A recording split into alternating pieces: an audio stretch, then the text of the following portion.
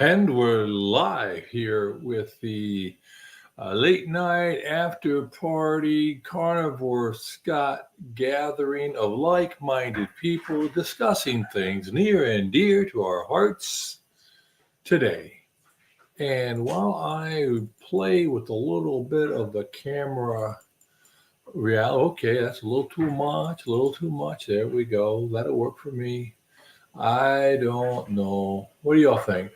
Well, maybe a little more saturation. No, we don't need more saturation. We'll take the saturation down a little bit, bring the contrast up a little bit. There we go. That have to work.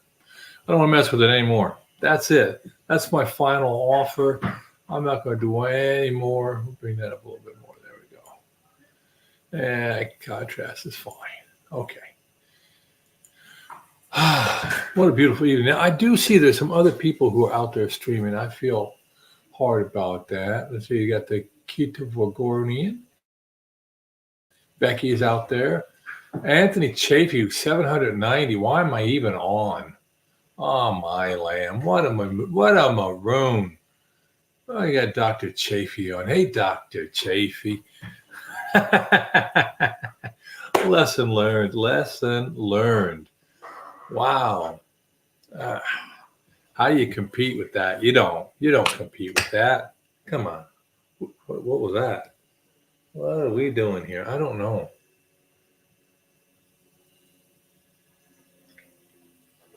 Well, that's pretty interesting. It's great to see that there are people out there. I was just running around and let me see about something here. Let me talk to a man about a horse here. No, let me get back to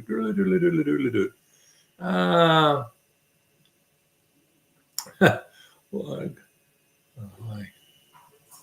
Okay. There you go. Yeah.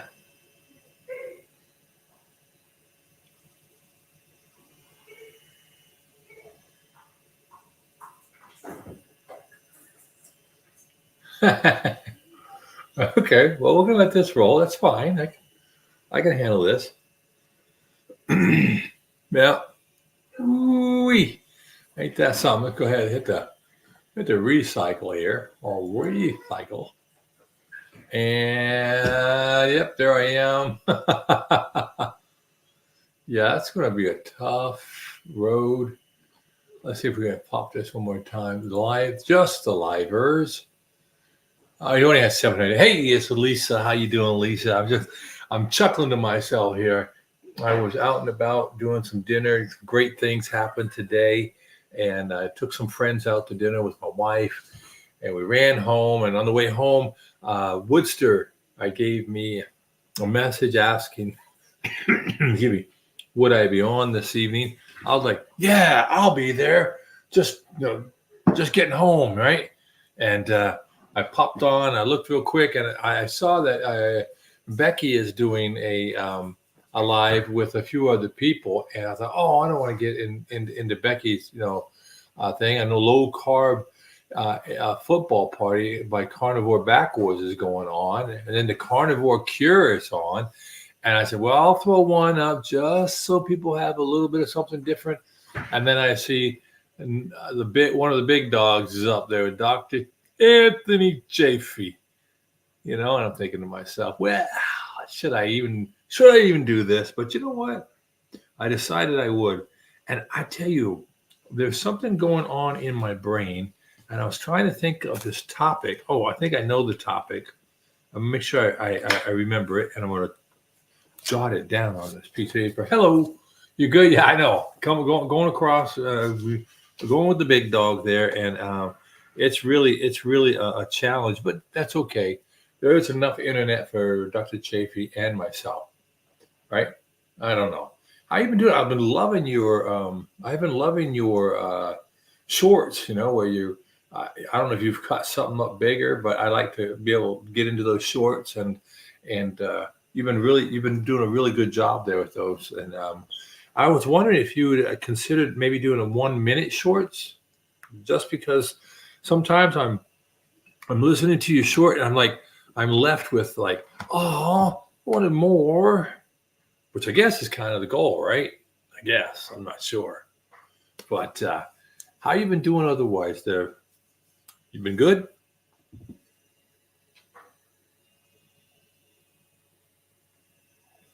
Maybe I should jump over in Dr. Chafee's live stream and let him know I'm here, just in case he was worried. He might want to come over here. Maybe I can illuminate and elucidate something for him, or maybe not. You getting a lot of traffic from them? Oh yeah, I like doing them too, but I find that I have a hard time saying hello in less than 15 seconds. It's just the way it is. Just the way it is. And I am going to take out one of my hearing aids and I'm going to let it charge up. Let's see. Yeah. I knew it was getting low. I'm going to let that one charge up a little bit. Then I'll put my other one in. I'm good. So today, one of the big things I have been working on a pavilion, and boom, boom, boom.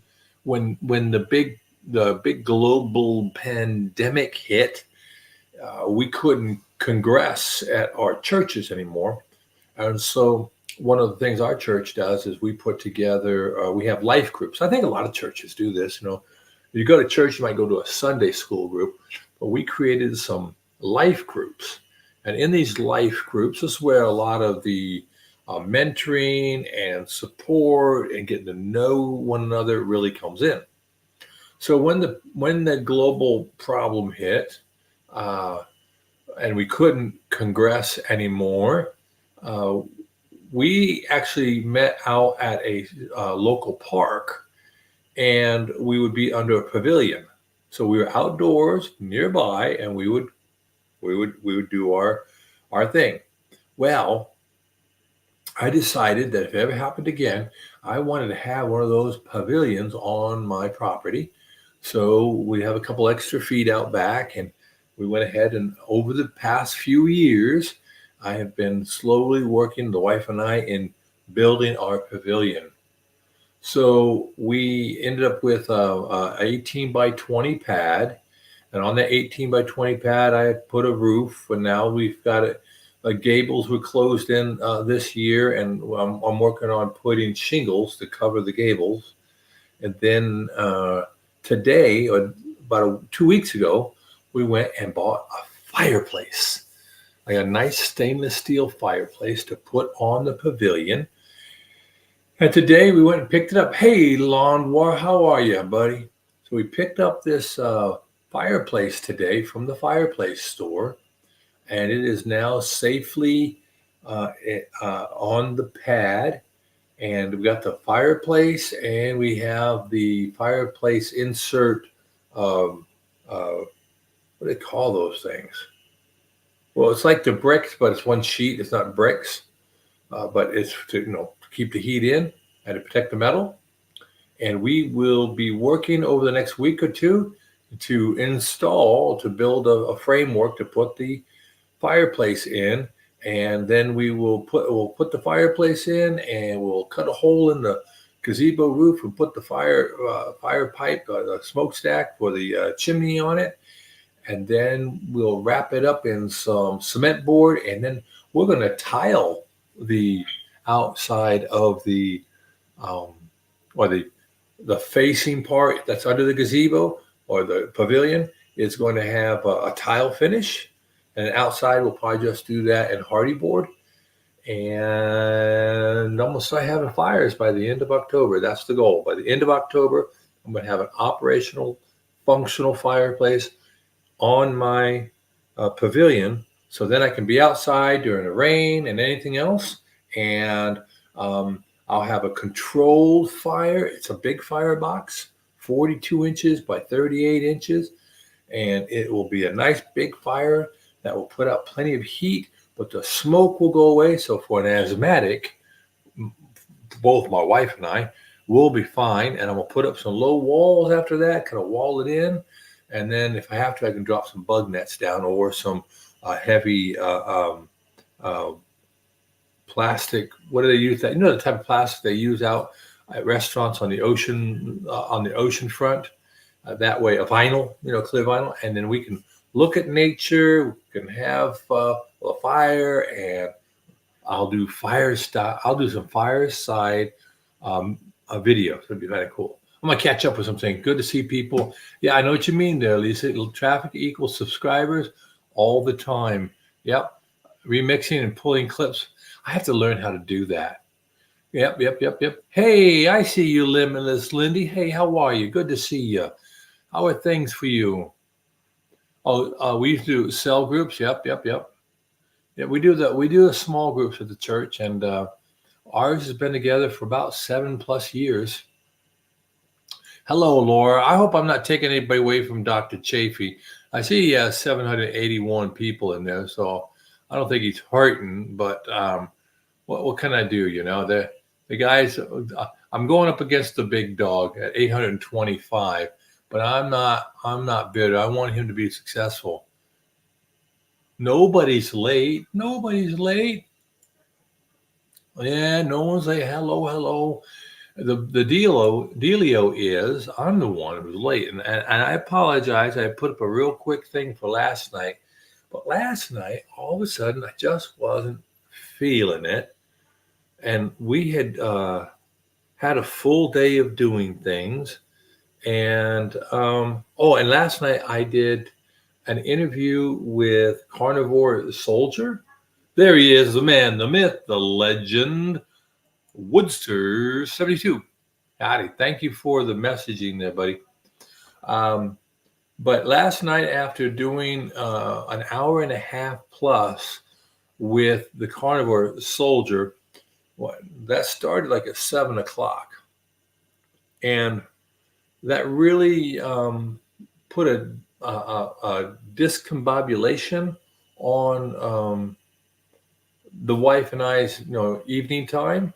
So I robbed her of a couple hours early, and then I was thinking about coming on. I saw a few other people were on. It was getting later and later, and I was like, no, I'm going to spend the night with my wife. And I ended up doing some things, and it was close. I was close, but anyway. So here we are tonight. We'll take it away from here, right? All right. So what have we been doing today? A weather report for the East Coast, if you don't mind. Absolutely. It would be my pleasure. Let me go ahead and big in some things here, get it set up. All right, there we go. Share screen. We'll go to the National Weather Service. All right, looking at the lower 48 National Weather Service. This is our advisories, watches, and warnings. And we want to look at the East Coast. Let's take a look here. Well, it looks pretty cruddy right here with these big C's right here. What are these C's? Synopsis here is Tropical Cyclone 16 approaches tonight. It looks like wind 25 to 35, C's 14 to 24 feet, C's 12 to 19. 16 to 26 foot C's. That's a significant swell. So Friday night is the onshoring for the ocean part of this. Let's go ahead and look down. We're going to go right here. Bada boom, bada bing. Newport, Morehead City, North Carolina. Storm surge warnings, tropical storm warnings, high surf, hurricane local statement. Let's take a look at the actual right here. Rip tides. Yeah, pretty doggone dicey there. Let's take a look at the radar. That's local radar. It's not going to do me any good. Let's go ahead and look at some. Let's go to Greenville. Good old Greenville. How about that? All right. Greenville looks like tropical storm warning is now until further notice. Mostly cloudy. Rain at Friday night. Saturday, tropical storm conditions Saturday and out by Sunday. Looks like they're saying lots of new rain, 1 to 2 inches. Fairly not too bad on the wind. 25 mile an hour winds, 37, not the worst. Yeah, not so great. Gusts up to 34 here as it pulls out of the Greenville area. Let's go take a quick look at the satellite. Oh, we're going to go back because I didn't really mean to do that. Go down here, look at the satellite We'll look at the CONUS full disk. Sure, look at the full disk. We'll go ahead and go and look down here, band 9 for water vapor mid-levels. And we're going to put in 84 shots. And I'm going to try to catch up here. Bada boom, weather report. If you know of any particular aspect of the weather report you want me to talk about, please let me know now so I get it for you. Yeah, good to see everybody say anything. Here we go. Hubby said 6 inches in Virginia Beach tomorrow. I'm north of New York City by West Point. That's right. So if we're looking up here, looking at what we have going on here. So all right, this is kind of wrapping up into here. There's nothing really big coming there. That's sitting and spitting on over Oregon and NorCal. Washington, Idaho are getting pummeled. Wyoming has a mix of things. It's going to get dicey in Wyoming later on this week into the weekend. And yeah, this system kind of uniquely being energized. But let's go back to a slightly different CONUS shot here. We'll go ahead with here, animation loops.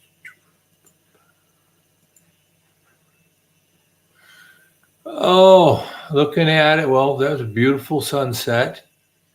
It looks like the energy on this thing here, looks like it's going to get drawn to the north, but I don't know why it would be, so I'm not going to trust my eyes at this juncture. We'll go ahead and take a look at the hurricane. See what the hurricane is saying. Hurricane, folks. Okay, so tropical 16. Low pressure, forecast southeast coast, rain surge up. Yep. This is the one that matters. We're going to embiggen it, and then we'll move down to it. And it looks like, yeah, so come on board here in North Carolina. Really jack around here along the coast all the way up till Sunday into Monday. Yeah, the whole eastern seaboard is going to get a lot of extra rip tides. Storm surge is going to be there. I don't think it'll be historic at this point in time. And what are they looking? 34 knot cumulative wind speed, probographic rainfall. Yep. Let's find another product. Let's go ahead. Wind speed of probabilities. Wind. Oh, they don't want to do that. Okay, let's go right there. Looking at that, we're looking at the wind speeds. Worse, of course, right down here. So yeah, North Carolina is going to get walloped, and then it's going to just wobble right up and down the whole eastern seaboard for a period of time. And we got flash flooding. I want to see what key messages. No, I think we did that right here. The key messages. Storm surge, inundation, graphic. Continue. Yeah, well, let's not do that. Let's move around in it. Right. So if we go right into here, all that area out there between the Sound and going into New Bern, Glenville, a little bit, that Glen or Greenville, Glenville, and then all the way up to Elizabeth City, Norfolk, Portsmouth, Newport, Hampton, all that area in there, the Chesapeake Bay area. Yeah, you're going to see some, but I don't think it's going to be like when you got a Category 2 or Category 3 type of hurricane going on in here, okay? Yep, it had a short storm today. That will be more. But yeah, I really think that the situation isn't necessarily dire, but I will tell you this. Travel in and out of the D.C. area Saturday into the weekend. If you're not out of the area, you're going to be staying there for the weekend. Hunker down. All the people in Congress should leave. If they didn't leave tonight, they better leave first thing in the morning. Well, that's for sure. Otherwise, nobody's leaving town for a while there. And that's really going to be a more of a major indication on things. Now, this one down here, way low. We'll have to see what happens here. Yeah, a disturbance 1, a 50% chance of cyclone in 48 hours. We'll see. Yeah, 7 days, 80%. I'd be very concerned with this one just to see if it will hang around and miss any type of frontal activity in the lower 48. Let's take a looky-loo now. We're going to go back to a slightly different product. Nebraska and Kansas are getting thunderstorms and all they get a malarkey, but this is the chart I want to take a look at. So that's a today chart. How long does it rain west of Charlotte on Saturday? Okay, well, doesn't look too bad right now. That's today's graphical forecast, and what we're seeing here, let me go ahead and take that off for you. What we're seeing here is a lot of low pressure systems here from Texas all the way up into Wyoming. That's where you got your storms. You see this little low out here. It is, I guess, an Idaho, Wyoming border, western Wyoming border. It's got a long, you see this alternating cold, warm front. That's a pretty weak frontal boundary. Somebody from the Navy probably drew that in. Then you have that low down to this low, but this low here in northern Utah and going back into California, this one here is more of a developed system. Then you go out into Nebraska, and in Nebraska you're seeing heavy rain and severe thunderstorms. Then you get down into Texas, you have another frontal boundary, more of that same idea there in Oklahoma. So hopefully our lioness hiker is doing well, as our other folks. Mike Shaw, I hope he's doing well. Then we're going to Arkansas. That's today. Here's Tamale. Today, Tamale. Looking at Tamale, you see a lot less. See here, this chart shows a lot of things that they can look at the moment, right? And then it kind of gets a little less messy.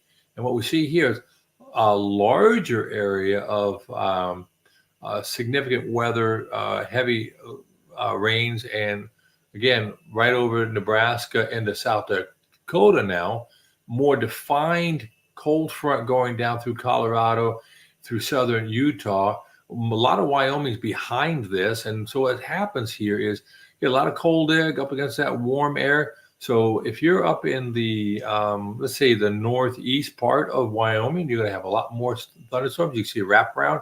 So the northern 1/3 or northern 25% of Wyoming is going to be pretty dicey tomorrow.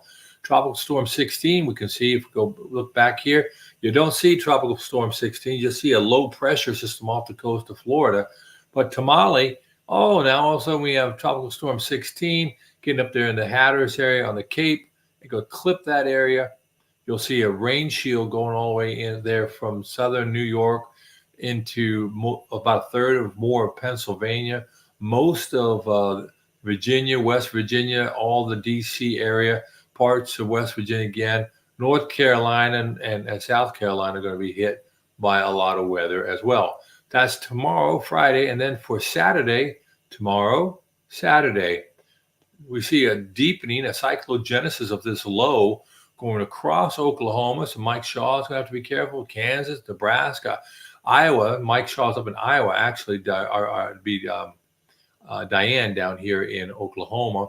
Anybody in Missouri, it's going to be an extraordinarily dynamic day on Saturday for this area. Severe thunderstorm, very well developed cold front coming through. Lots of high pressure coming back in. Parts of Wyoming will still be covered up in showers.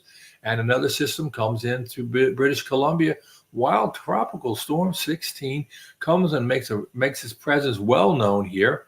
And what's going to happen is in between this low pressure system running through the Missouri Valley and between Tropical Storm 16, induced high pressure ridging will be here.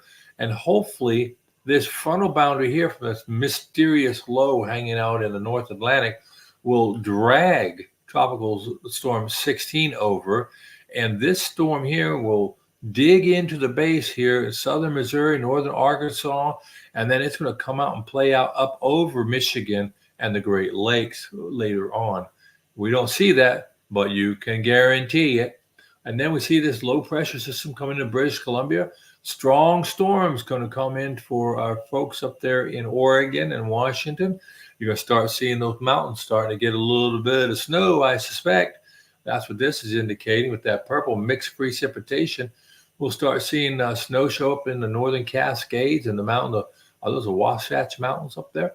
But we're going to see lots of things starting to pop off up there, and that's it. So again, today we see things out here in the Wyoming area. Nothing coming onshore. Tropical Storm 16 isn't showing up today.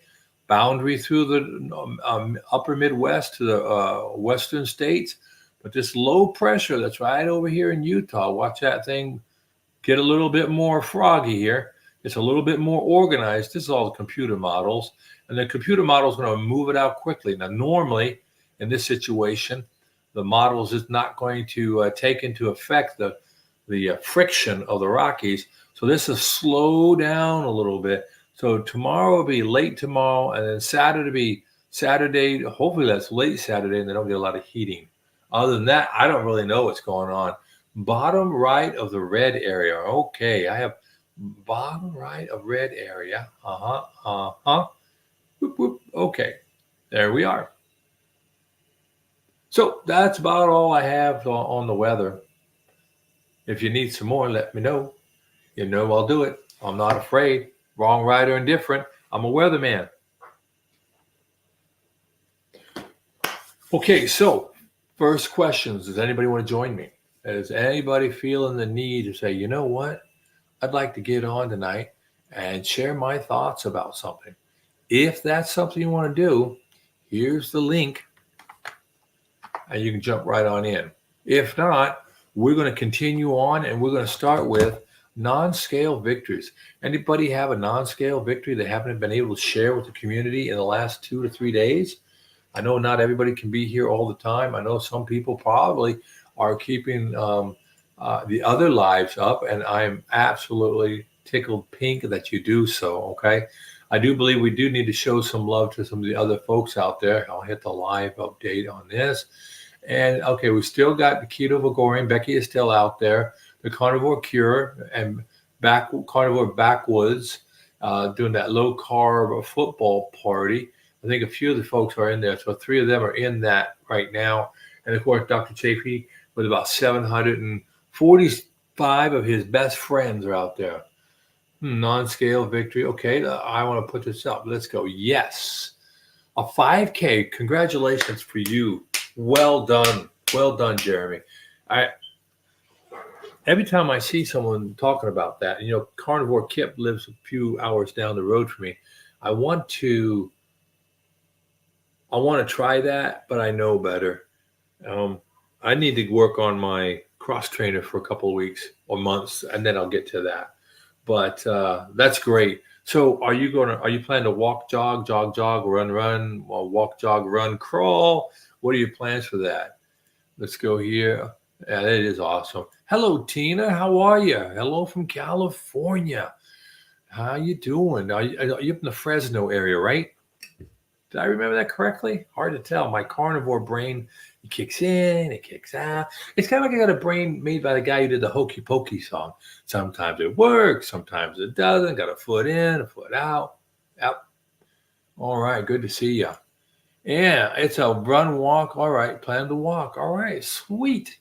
Now, let's see, if that's a 5K, so that's like 10,000 steps, you do that.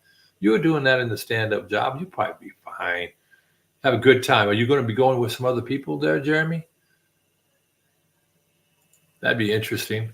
I know I only ran one 5K on purpose. It was a St. Patrick's Day 5K in Germany. I went there on temporary duty, and my supervisor said I was going to run it. I was like, okay. And I went and I ran it. I hated it. I hated every bit of it. 3.1 miles. Yep. And then I was with the Army before that. I used to run that far, but I was in shape. Now I'm in shape, but my shape is kind of jiggly. You know what I mean? But anyhow, okay. So what do we have here? How many of you ran not on purpose? How many have you run? Oh, I ran a lot of them not on purpose. Well, okay, good point. So I was Air Force, and we didn't have to do physical training back in my day. You didn't have to do PT. Once a year, you had to pass a PT test. So The Air Force kind of treated you with some dignity and respect. And they said, hey, you know what the requirements are on the day of your test. Do what you need to do to make sure you pass the test. I was the PT monitor. So that what that means, that means that I would, dojo, sweet. Good for you, Jeremy. So I was a PT monitor for my unit because I used to love to go to the gym and I played lots of basketball and racquetball and flag football and tackle football. And I just did everything I could, right? And I was pretty much an in shape guy, and I was a younger guy too. Let's be honest here. I was younger, so I would have to be out with the folks on testing day, and I had to administer the test. And for the people who were near the end of their career and they weren't in great shape for whatever reason, I would normally schedule a group of people in the morning, a group of people in the midday so they could do it during work hours, and a group of people after work. And I would end up running the PT test 3 times. And it was only 1.5 miles. But I would run with them, or they could elect to walk and have to do 3-mile walk. Much harder to do the 3-mile walk in a shorter time frame, But I would run with them and encourage them and get them across the line. So many times I ran many times more. And then when I was stationed with the Army, my new boss, he decided to, we're supporting the Army, so let's be like the Army. Let's go run and exercise with the Army. I was like, yes, ma'am. Saluted smartly, and when I ran, I wasn't in condition, but I got into condition. And sometimes the general would make a right-hand turn on the path, and if you made the left-hand turn, that means we went back down to the parade field. We cooled off, stretched out, and went on our way. But if you made a right-hand turn, you ended up adding another mile or so, and it would be a 5K run, a fun run. Ugh. Anyway, those were back in the days. So I ran some unscheduled ones. Sure enough. So the dojo's doing it. All right, you go for it, brother. Make sure that you take care of yourself. Smokey here in Fresno. I don't wonder. I'm sorry about that. I don't know. It could be coming from British Columbia. They got a lot. Well, remember I was showing that picture. Let's go back to National Weather Service. Let's go ahead and go back to the satellite, right? We'll go back to the satellite. And let me find it. Well, we could look at fire weather. Let's look at that fire weather. Boom. Let's see the fire weather forecast. No, I don't want to do that. No. No, don't want the fire weather. I want the satellite. Let's look at the satellite. Let's look into Pacific Northwest. We'll go ahead and go here with the band 9. Well, maybe we'll go with the band 10. I don't normally like to do the band 10, but smoke would be pretty low level type stuff. We'll throw in 84 shots and we will share the screen. No, present. I know. There we go. There's the screen. So we see this big pressure of circulation here. So what it's doing is it's bringing all the air around down into here. See all this circulation? So I bet you those winds are like that. And if I go ahead and watch this, this is going to be almost cool. I should have done this before. I'm not that cool, but I try, okay? I try. It's not easy being me. What I want to do, now, if any one of you, okay, before I hit this button, if you have epilepsy or anything like that, look away. All right, here we go. Yeah, so, all right, we can slow that down maybe. Can I do it a little slower? Sure. All right. We'll go a little bit more. Okay, so you can see the winds. The red barbs, is where the jet stream is. So you got a little finger of the jet stream coming up out of Nevada, up across Utah, Idaho. And you can see how this weather is being impacted here, right? You can see the winds aloft are from the southwest over Wyoming. But when you get over here into Washington, Washington State and Oregon, the winds are coming almost due north into California. See? And even along the coastline, all this winds are driving south. Now, if I were to go ahead and pull back out of there, let's pick a better shot. Full disc or Pacific US? What do you want? Pac US. We'll go Pac US. We'll go ahead and go with animation loop here. And we're going to go pick up with 96 hours again. And now geocolor, I don't care. Again, this is going to be fast, so just give me a minute to change it up. There we go. Make it so it's not quite so spastic. I apologize. All right, so, I'm not really getting what I want.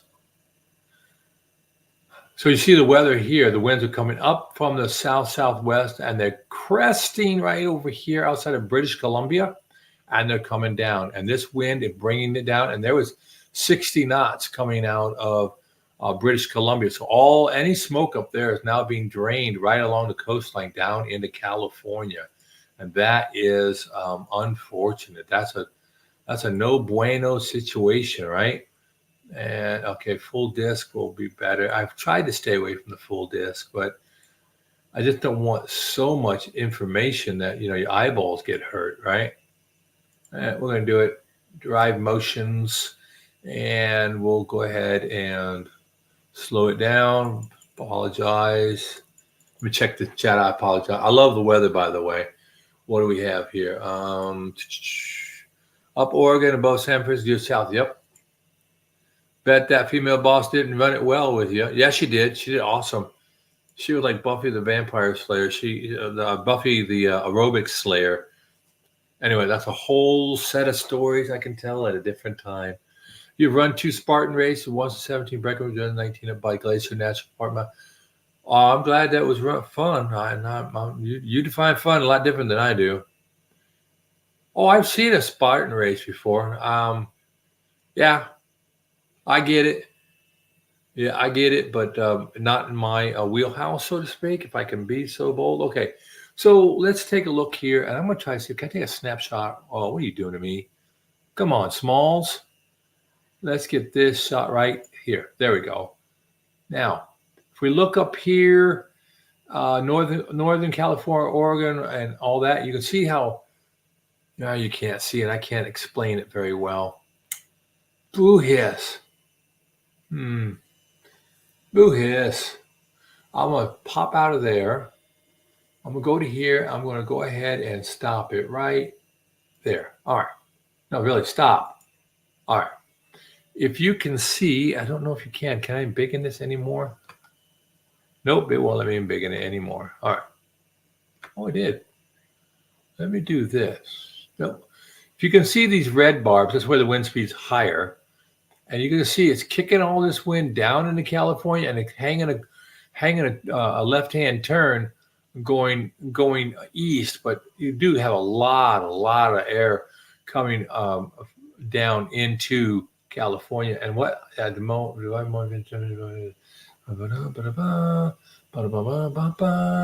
get red barb high winds? I am Bobby. I know those, but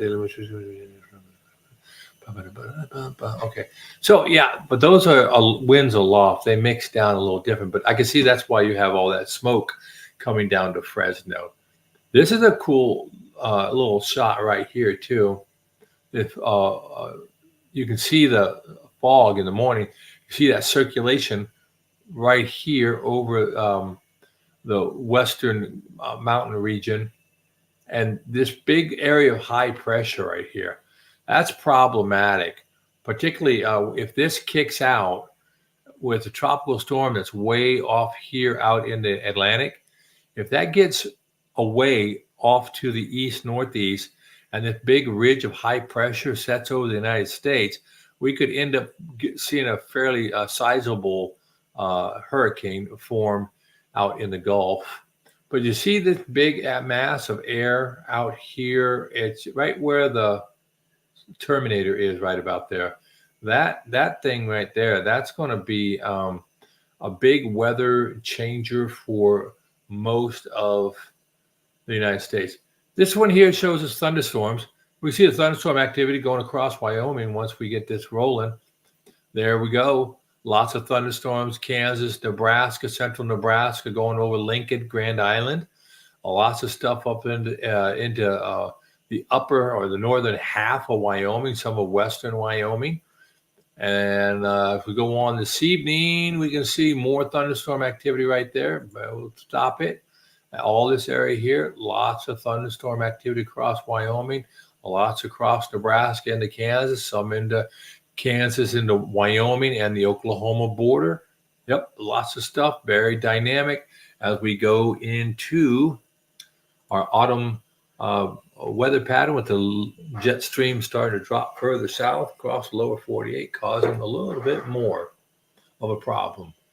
Laura says, I always want to go from Mexico border up to Canada on horseback. Oh, you can do that. Don't they have a trail? I know you have the Appalachian Trail here. I think there's another trail you can do up the East Coast. That's a long ride on a horsey, though. I got to tell you that much. I don't know if my tushy could take that. Yeah, well, the Earth is flat. It all depends on where you're at. The Earth could be very, very flat. Look, it's just flat, two-dimensional, north, south, east, west, all coordinates. Yeah, the whole flat Earth thing, that is something that just absolutely boggles my mind. Yeah, I'd be laughing too, except what bothers me about it is that people get out there and start thinking this stuff, and they actually start thinking that it's like legit. And that isn't funny. I don't get it. I don't get how that can be funny at all. But some people think putting rubber tips on crutches is funny too, right? At least I laughed about it. Y'all could have laughed too. So we were talking non-scale victories a little bit earlier. I know along with Jeremy saying that he's going to go on a 5K, and we kind of lost the bump there looking at the weather. And I didn't know if anybody else had a non-scale victory today. For me, the non-scale victory is, I was explaining it last night a little bit, but I do find myself moving a little better in certain circumstances. And today we went to get the, that's very true, Laura. Today we went to go get the fireplace, and I was able to move around and jockey and do my part, and I felt pretty good about that. Of course, not what I could have done. What's that country song? I'm not as good as I once was, but I'm good once as I ever was. That's kind of how I'm moving into that. But I want to stipulate that I am shooting for more than just okay. I'm gonna shoot to be like my dad. Now, I just spoke with my dad about an hour ago. He had an appointment with the VA. He's 88 going on 89, and his blood pressure and heart rate were perfect. So I have no reason genetically to not believe that I'll do the same, but my father has been very good at moderating his diet.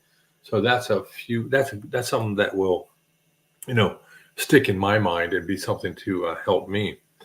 But last night we were talking about a lot of things, and in Carnivore Soldiers live event, and I was kind of taken aback, and I don't know if you heard me. We were talking about supplementation and getting all the nutrients we need, and so I came up with this statement, and perhaps all of you who've been doing this longer than me have heard other people say this, but I thought it was pretty good. I even thought maybe I could make a t-shirt out of it, but that is, and quite simply is, can any one of you tell me what an essential carbohydrate is? Can you name an essential carbohydrate for me? I guess is the question. That's a question I have, because I got to thinking about it, and I said, we have essential amino acids and we have essential fatty acids, right? But can anybody tell me if there is a essential carbohydrate? Writing it down for a note, because I can't find one. What happens is people tend to go, well, there are phytonutrients and there are the things further down. And I said, well, no. Let's just stick to the macronutrients. Let's not change the subject. So I was trying to think of what would make a good T-shirt slogan, right? Name one, name me an essential carbohydrate, right?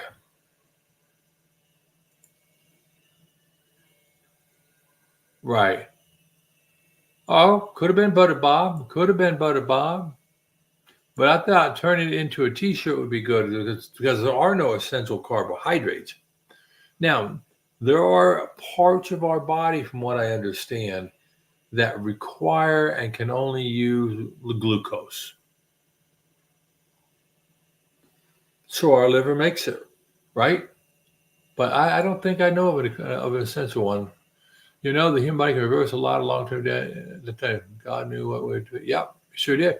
Matter of fact, Laura, I was doing some reading last summer, and the reading had to do about the topic of junk DNA. Have you all heard about that? Have you read about that? Yeah, junk DNA. Yeah, he built in some systems to help us out. Right. I didn't know if you'd heard of the term junk DNA. And as I read about that, you can read about it from a lot of different viewpoints. But my synopsis of the statement, junk DNA, had to do with the fact that a lot of DNA in our body isn't understood to be used directly in administering functions in the body. And we're not talking about broken DNA or none of that. What we're really talking about is there DNA in your body that is misunderstood? So let's see. I know. I got you, Laura. I'm with you 100%. But when I'm thinking about the flat earthers, right, I have to sit there and say that there's no such as, okay, thank you. All right. Hey, wouldn't that be great to put on a T-shirt? Alexa says there's no such thing as an essential carbohydrate.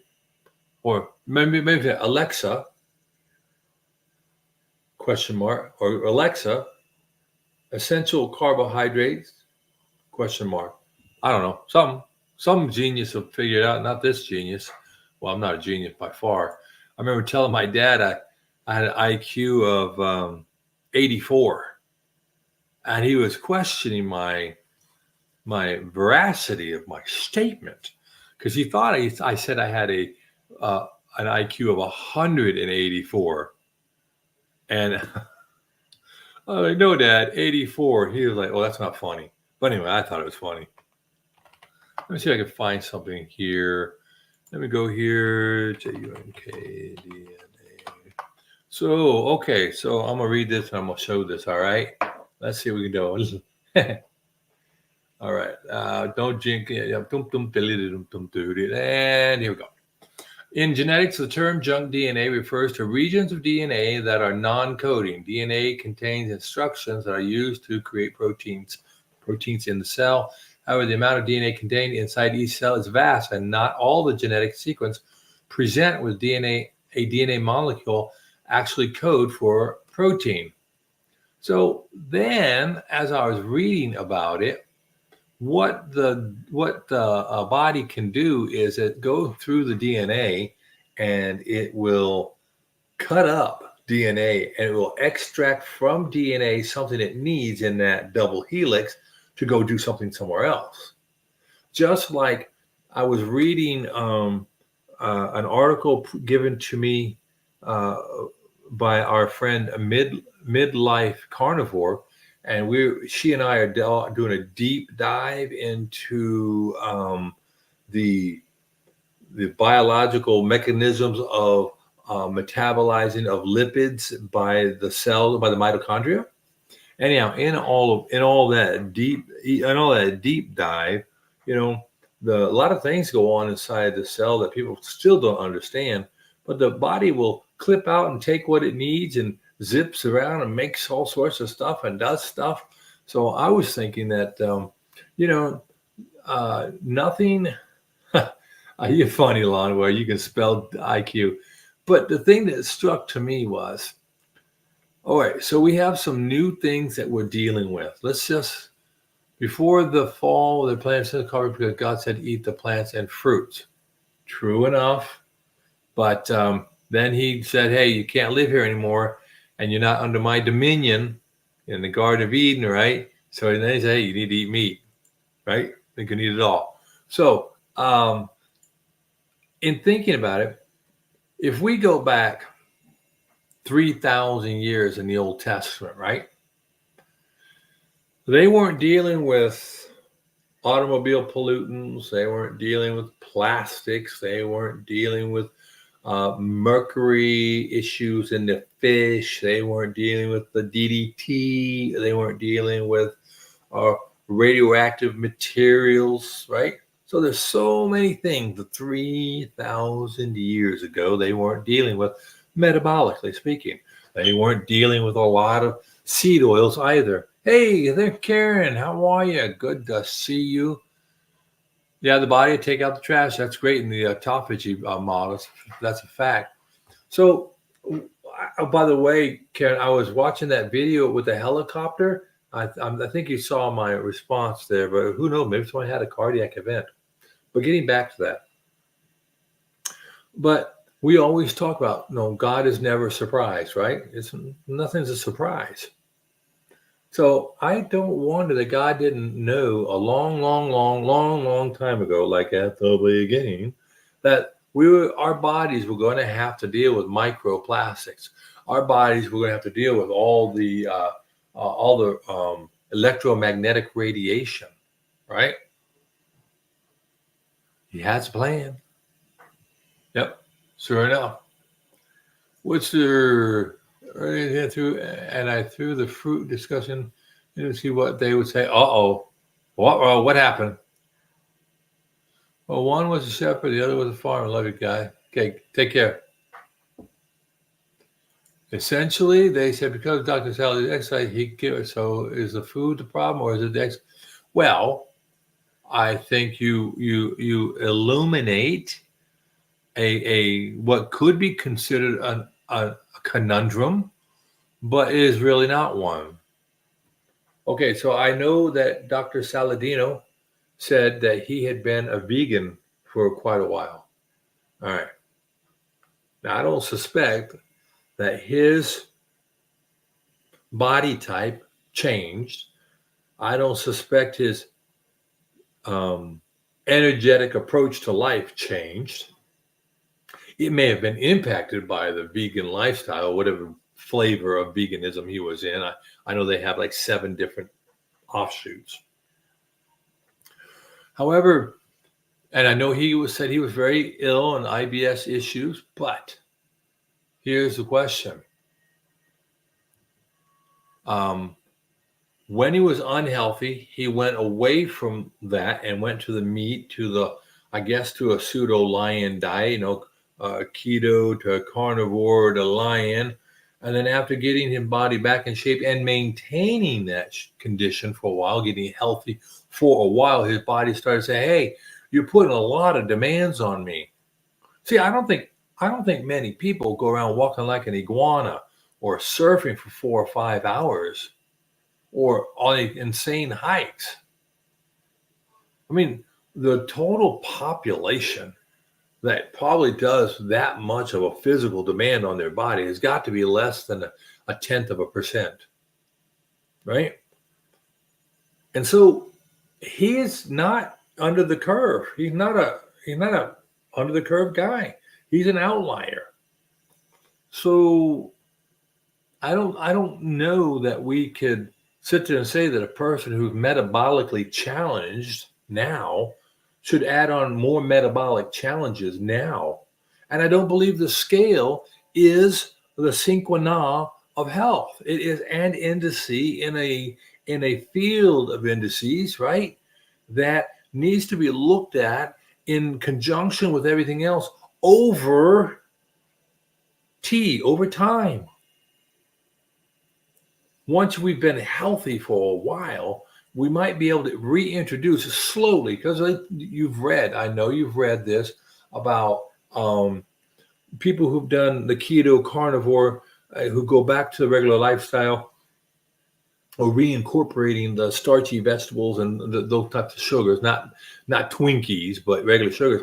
But those people can see a spike in their sugar, and they actually become insulin resistant for a period of time, as your body gins up all those epigenetic factors to be able to handle this influx of sugars.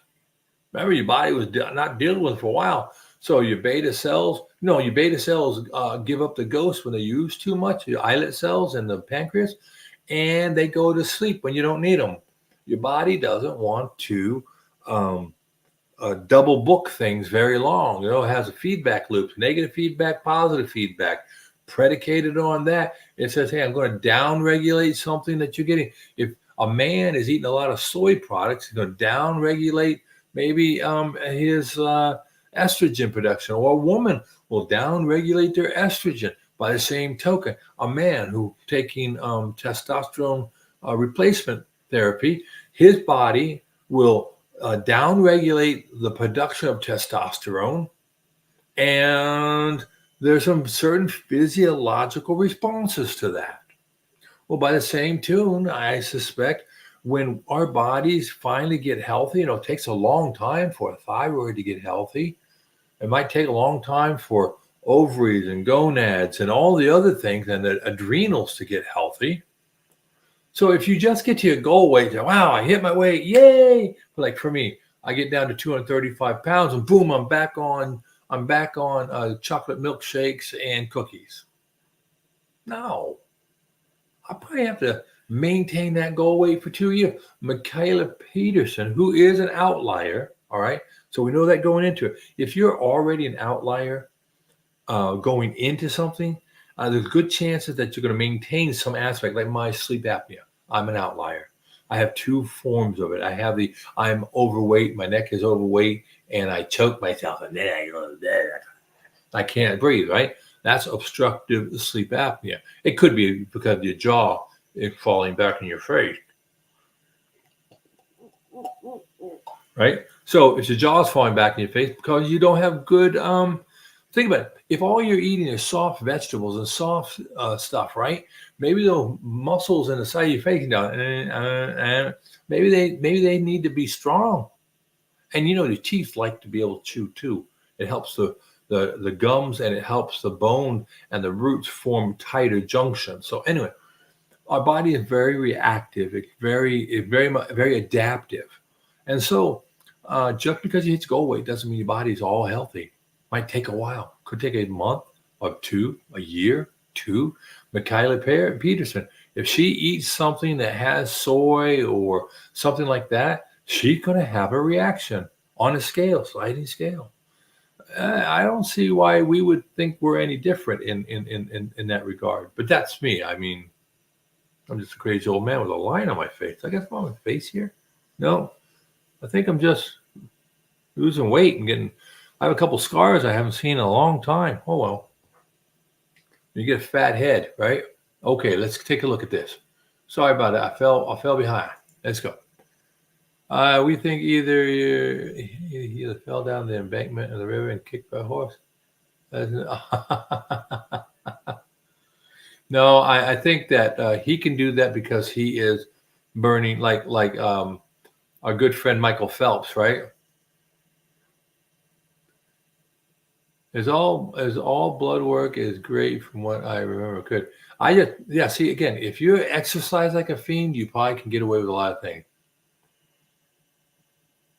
Now he fell down the embankment in the river or kicked by a horse that is in the pasture. I get it. Okay, thank you there, Karen. I was missing things. Yep. So, Worcester says here, okay, so his ex had much more. Oh, by far. And now should not add it to the diet, but the point is, well, it does. But I think, and yes, it seems our health and lack of exercise, absolutely there was to. But it's one of the. It's always bad for me. Oh yeah, bad. It's not great for women either. There's a lot of estrogen in artichoke, Jerusalem artichokes, super high in relative measurement to other things in estrogen. Not even just a precursor, just estrogen. But yeah, I think that we at times, well, I think we spoke about it before. When we walk into a room, or when a person walks into the room, what is it, 8 seconds, 3 seconds, 16 seconds, and we formed opinions and stereotypes of people that walked in. And we do that because it's a safety mechanism. Well, I think that's the same thing for a lot of things in our lives. We cling to something because a person of authority, like taking statins, right? Or getting certain vaccinations, right? So I think we get caught up in a behavior that has a natural and positive genesis, a root in goodness, and then we allow it to become ipso de facto unchallengeable truth in other areas that might not be congruent to what the truth is, right? So we would be well served to understand ourselves, where we are, where we came from, and gather all that information. Dr. Saladino is in a place, he was saying, hey, and from what he says, and I would love someone like Dr. Jason Fung, or Dr. Bickman, or there's another young doctor who I get confused sometimes with Saladino, another young man, but have these doctors sit down, read some studies, and really go into that part about, he talks about the kidneys needing the sugar, needing insulin, because insulin does more than one thing in our bodies, but that the kidneys need it for the absorption and uptake of electrolytes. Now, I have been having some significant cramps. I forgot to do a whole regime of electrolyte drops, and you can rest assured I took care of that today. Yes, I did. Hey, it's Don Mertz. How are you? Been a minute. How you been doing? Glad to see you and your dolphin back in the room again.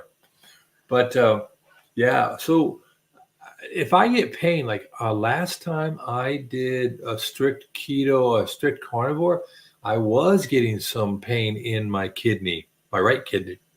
So I introduced some fruit. Hello, Susan.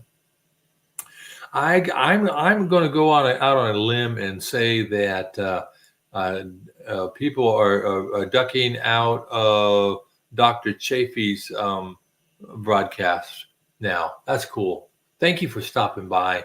And if you didn't, thank you anyway. Late night friends, there you go.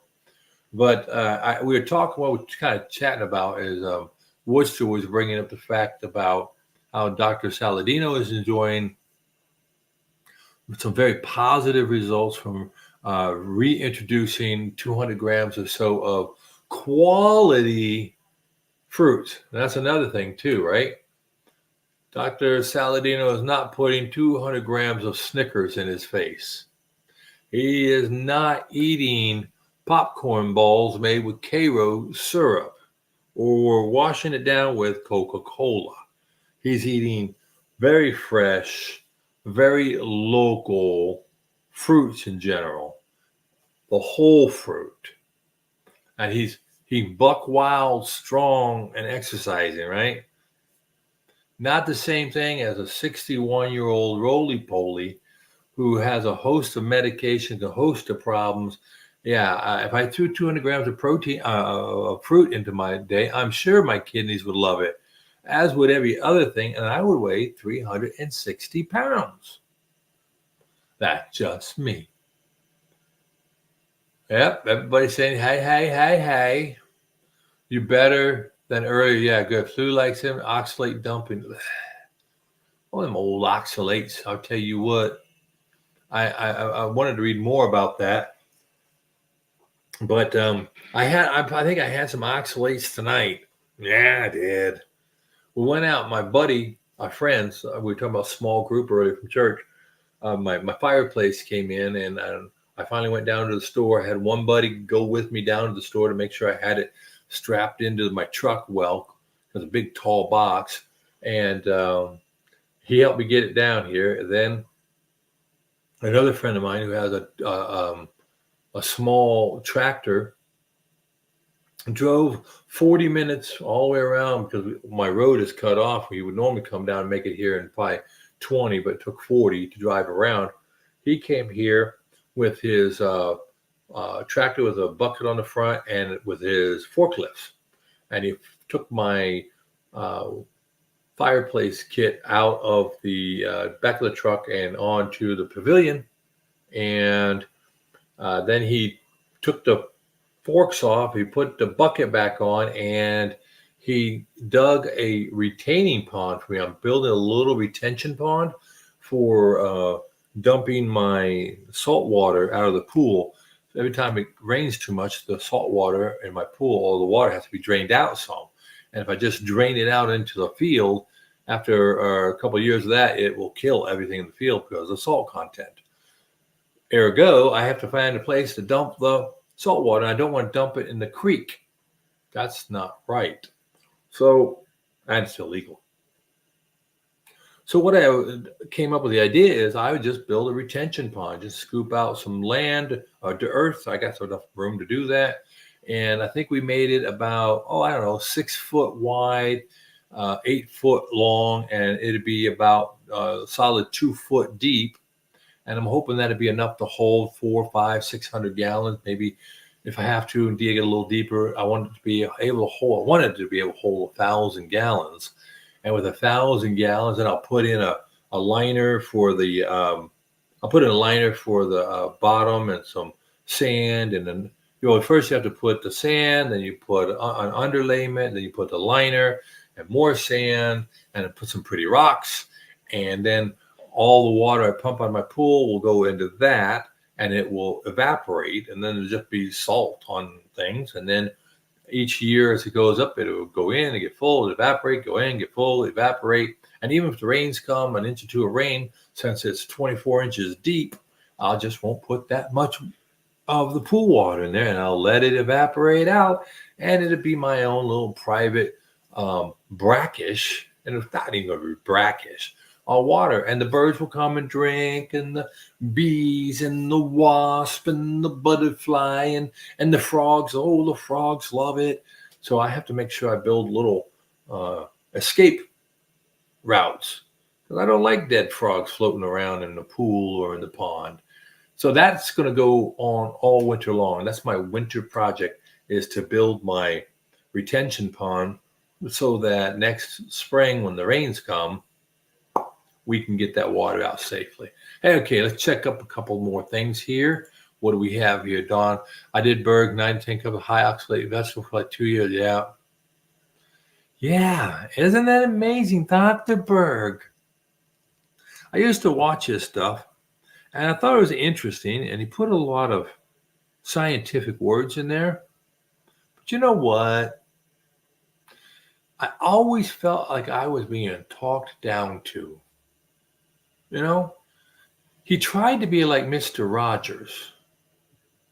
Wouldn't you like to be in my neighborhood? Anyway, I wasn't digging it. I said, I'm out. Along with the guy who wants to do the special olive oil, I'm out. Solar fountains and bird baths. Yeah, that's cool. I might have to get one because I want to keep that water running, and I don't want it in that pond. And I don't really like using chemicals, but I don't like mosquitoes, so I have to figure it out. Yep, plants are trying to kill you. Well, I wonder, are the plants trying to kill you, or are the plants just loaded with stuff?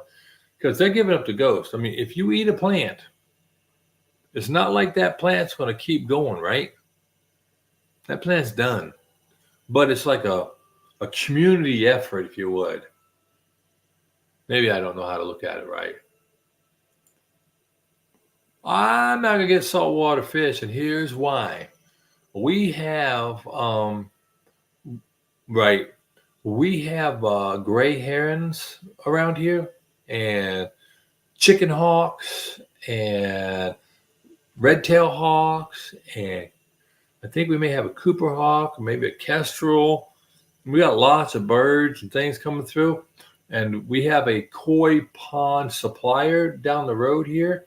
And I was in line, and this one gentleman was buying a couple good-sized koi, and in buying his koi, he was like, "Yeah, I got a heron, got an expensive habit," and the heron was coming in and taking his fish. So I think I'm not going to feed the heron population. However, I'll have frogs, and there'll be bugs, and I'll probably feed my birds and the bird feeders, and then it'll work out. We'll figure it out. All right, what do you got there, Susan?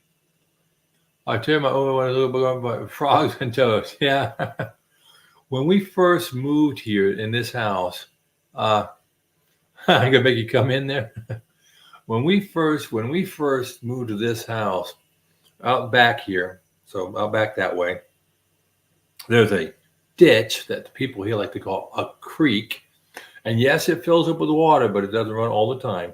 Anyway, there used to be behind me, that way is north, there used to be a farm for growing grass. There's a grass growing farm, a sod farm. And the sod farm, they watered all the time. And so there's so much water, and in the wet season, the ground was always saturated. And when we first moved here, so we moved in, and there was a house right next to us that just got finished than ours, and then nothing, right? And nothing been here for years and years and years. Just farmland, and it would flood in the back of my property, not to my house, but it was a pretty good area of water. I think the deepest it ever got was maybe 6 inches. But that whole back area would stay waterlogged January to March. And if I took my lawnmower in too soon, I'd lose and have to drag it out. Well, here's the phenomenon. In March, as it warmed up here in North Alabama, the little peeper frogs, like little peeps, those things would start, "Hey, I'm here, and I'm a sexy frog. You want to come by and check out my little frog thing?" And what happened is the frogs would, hang on, here we go. Howdy, howdy. I warned you. That's okay. So the little peeper frogs would make so much noise at night that we couldn't go outside. So to get the peepers under control, the builders started building more houses off to our north, and he had to take care of all the. We have Desi and Michaela. You ready? I'm hearing a lot in the background there, Karen. Oh, sorry. Okay, no worries. So to when you, and since we're out in the country, we're on septic system, we're not on public sewer.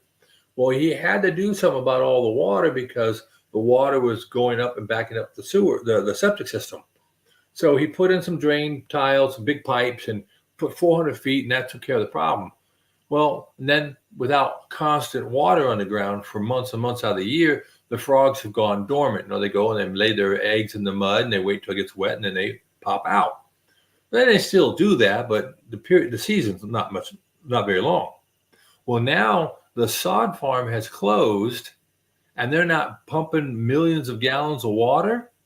And now when it rains, the water hits the ground and like a sponge, it's gone, right? So even fewer frogs. So I'm sure that when I have that water standing there for a period of time, they'll smell it, they'll feel it, and they'll find it, and we'll have little peeper frogs all over the place. Yes, we will. I love hearing the frogs in the spring.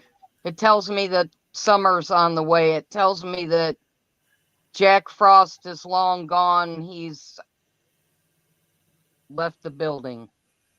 Right, right, right. I don't like winter. Not at all. Well, that's why I live in Alabama. I don't have much of a winter. Okay, If I, Lindy, take care. Have a great weekend. Sorry, Karen. Go ahead. if I could move closer to the Gulf, I would. Yeah. I Well, can't afford it. I'm 6 hours away from the Gulf, and it's close enough for me. Yeah, just that much farther south. Well, I grew up in Chicago. So when I moved to Southern Illinois, it's 350 miles south. I'm Yep. closer to Nashville's weather. Once you get below that I-64 corridor, which is St. Louis, East and West Plain through St. Louis, then weather is significantly different. It Oh has to yeah. do with that's where the glaciers stopped. If you drive I-57 from the south up to Chicago, you can see where it just abruptly becomes flat, where the glaciers just sheared off the top few layers of the ground. But Yeah. we have a lot of hills here. Yeah. So I went to school, military school in Champaign Urbana area, and Flat. my wife, her father moved to that area, and then that's where I married her. So I'm very familiar with that area. Then one of my duty stations was in Belleville, Illinois, Scott Yep. Air Force Base. Belleville's about 80 miles to the northwest of me. Right. And then when I moved to Alabama, I constantly had to drive through to Paducah and all that area. Mm-hmm. And so I have a fairly decent understanding of that area of the country, and I understand what you're saying there, Karen, about that. But yeah, I'm 90 miles, depending on how you want to measure it, 90 miles south of Nashville, and it's great. Where we're at here in this part of northern Alabama, with hills to my south, hills to my east, right? I'm kind of up on a plain, so we don't get all the moisture and we don't get all the pollen. We get pretty heavy, but where I personally live, wide open with great drainage for the pollen and the air. And so it's pretty temperate here, a lot better than it was in Omaha. So you're not very far over the Tennessee border then, to the south of the 16, Tennessee border. 16 miles south. Yeah, see, you're kind of to the north of that tornado corridor that seems to always go. It's south of you. The Well, little. okay, Not you that know it what? I will understand. never happen, but it seems to be worse through that. Oh yeah, From Mississippi on that line towards Birmingham and Tuscaloosa, that just seems to be the because it's hot spot. flatter there. That's another Mm-hmm. area where there's an alluvial plain. So you have all the mountains of Birmingham, Warrior, all that area. They got some pretty good sized hills, and so it's a little bit more of a challenge. Yeah, Okay, you're a weather guy. Are you familiar with our great tri-state tornado that we had here in 1925? The Weather I am. Channel still listed as its number 1 tornado. I am familiar with many of those. I've had to study many of those. They kind of run together now because I haven't been in the business for a while. This But one started in Missouri, and they think now with the more modern technology that it probably did not. It was the same cell, but the tornado kept reforming, right, and that it didn't stay on the ground that whole. I think it was 271 miles. It was just a little bit farther than that big one that went through Birmingham in 2011, not too long ago. right. I And remember that that one one. was on the ground for a long time, and they thought that one was going to beat this one, but that was 1925. They can't prove what it did or didn't do at this point. So Right. And since it has that record, they just leave it there. Right. I think what happens in the weather business, we're only as good as the data we can collect, and we're only as good as that data is verifiable.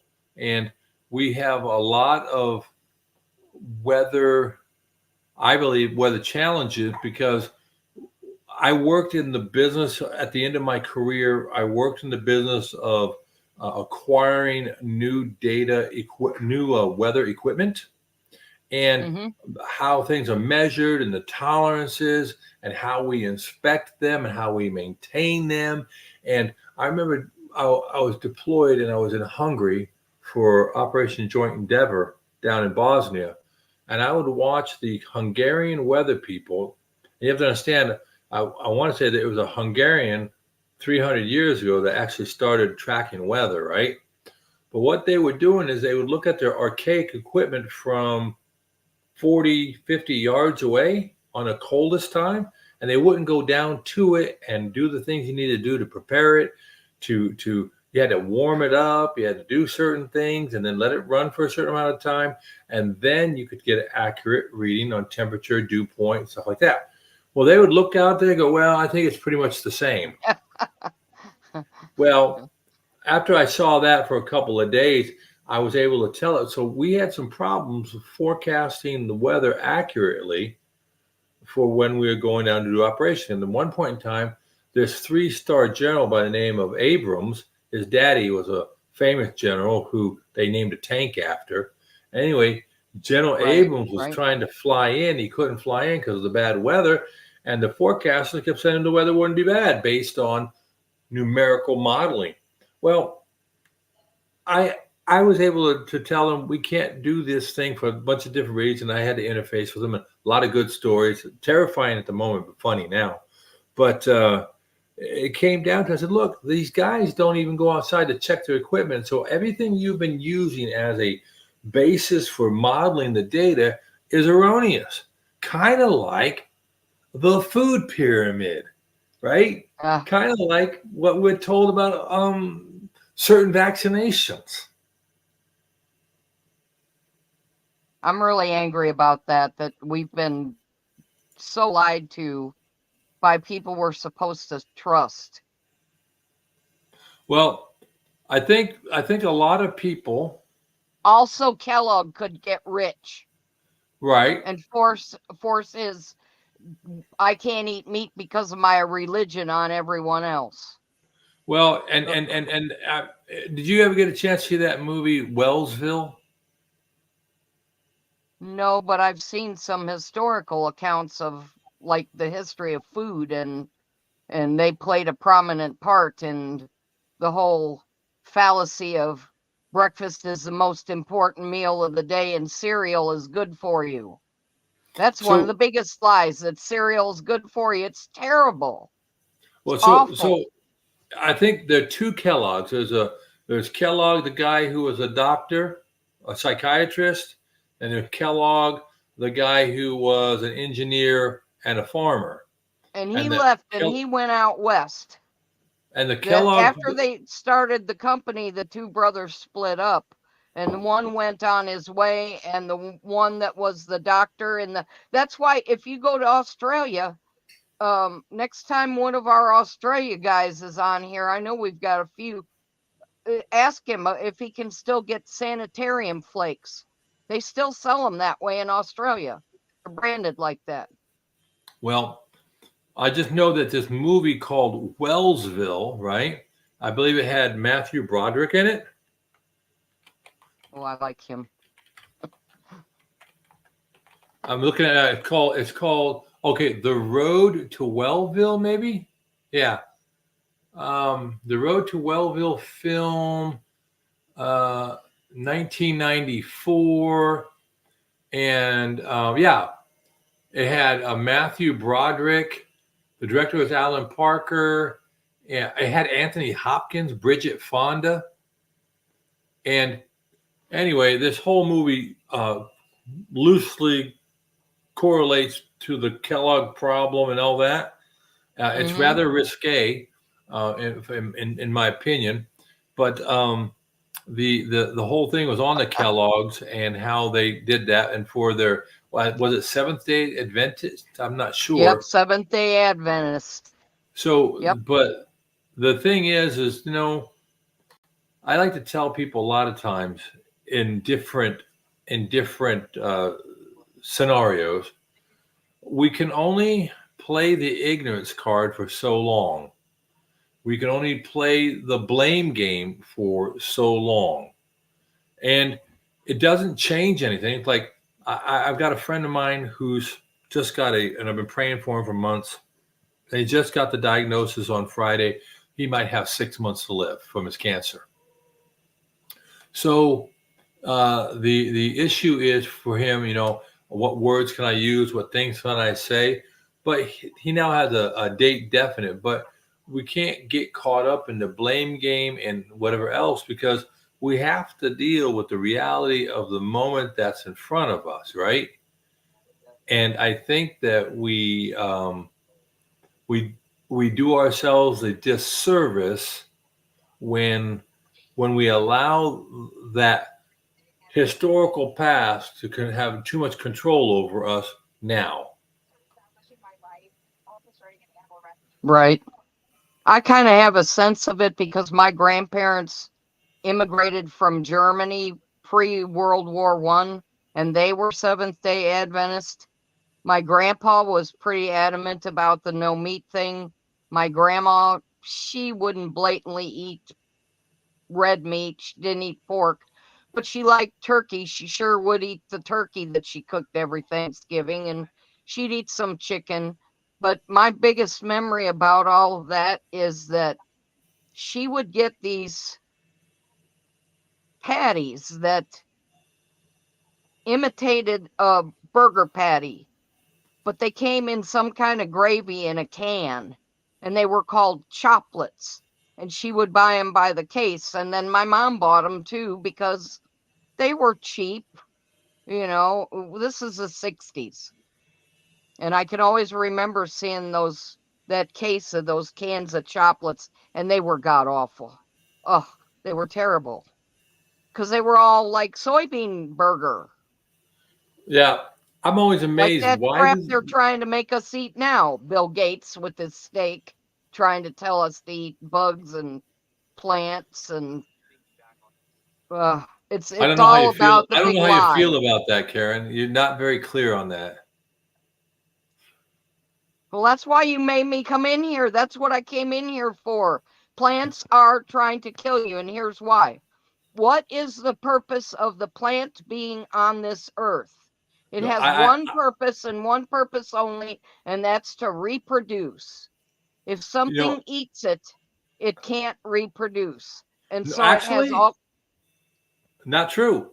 well, Many, yes, there's certain birds in South America that eat this one certain plant, and I can't remember what the no. name of it is, but Hold on, when it poops, then it spreads the seeds of the plant.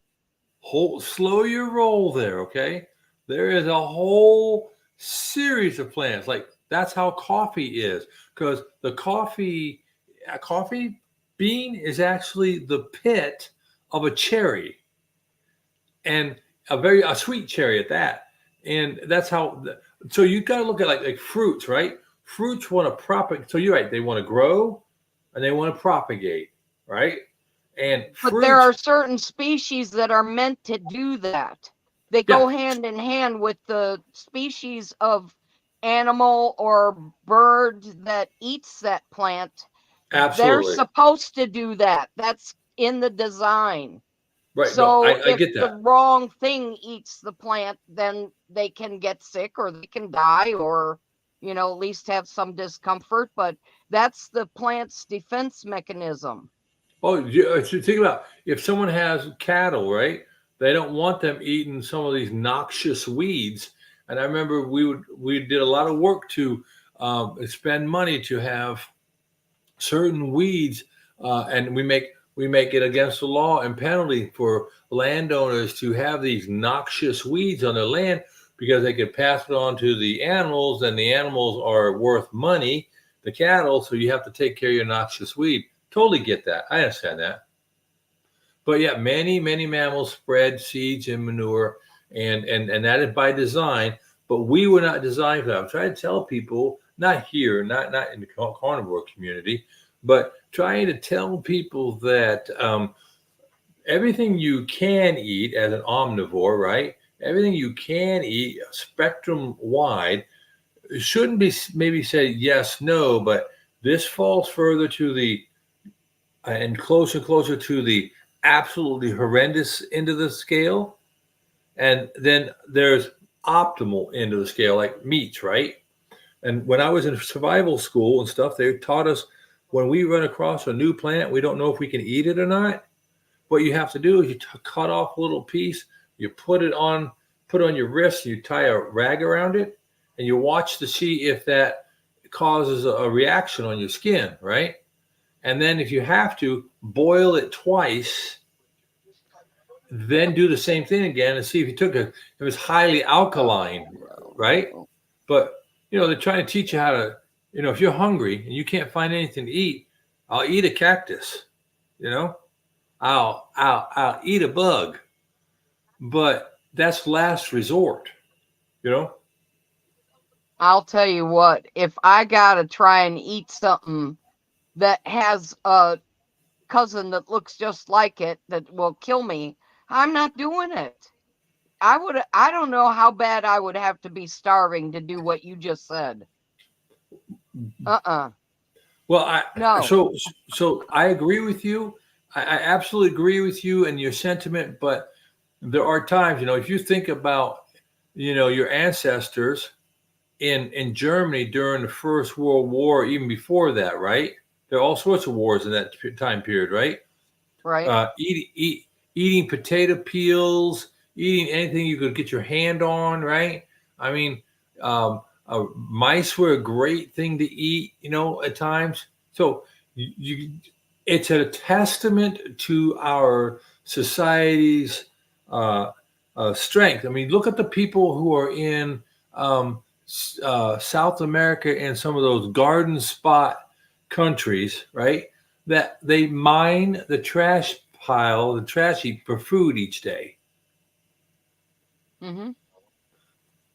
I've been to Haiti, and in Haiti, they give their children these little mud pie cake made from a bentonite type of clay that they bake on a tennis court in the sun, right? They take the mud and they liquefy it, then they pour it, they spread it out like a pancake, a thick pancake, and they let it dry on the tennis court or the sidewalk within 2 to 3 feet of an open sewer, mind you. And then they take and they collect these to kind of look almost like sand dollars, right? And they take them home and they give them to the kids because that's the only thing they're going to eat that day or the next day or for the third day until someone can find something else to eat. And it's absolutely disgusting that humans have to live like that because there's a corrupt government that doesn't allow them to get any better. That's why Dominican Republic just closed their border completely with Haiti. Well, and the thing is, since I've been to Haiti a couple of times, we have a church there, and I went there as a photojournalist. I saw more than people who were just doing medical stuff.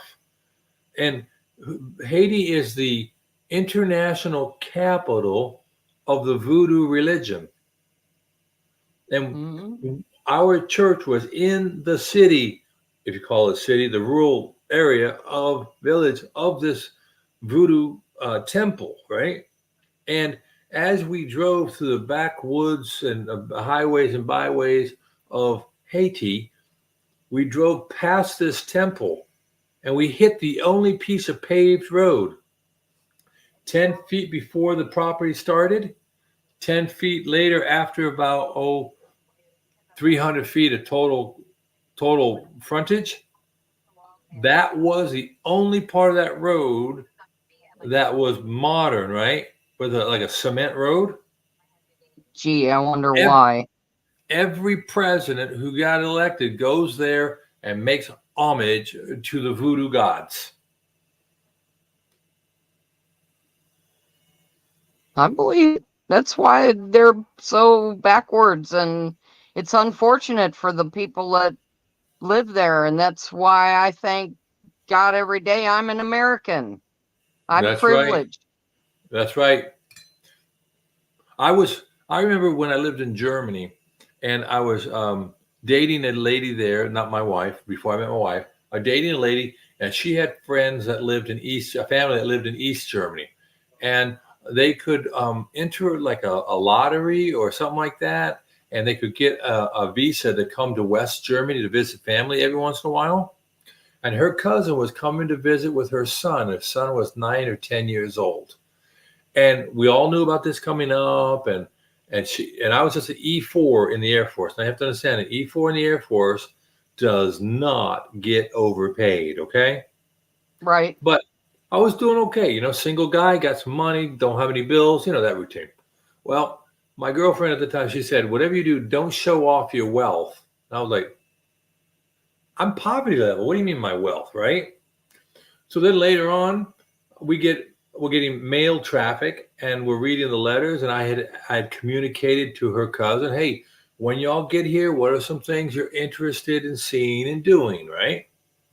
And her boy writes back, he'd really like to see, if possible, could he try either a orange or a banana? Never had it in that communist country.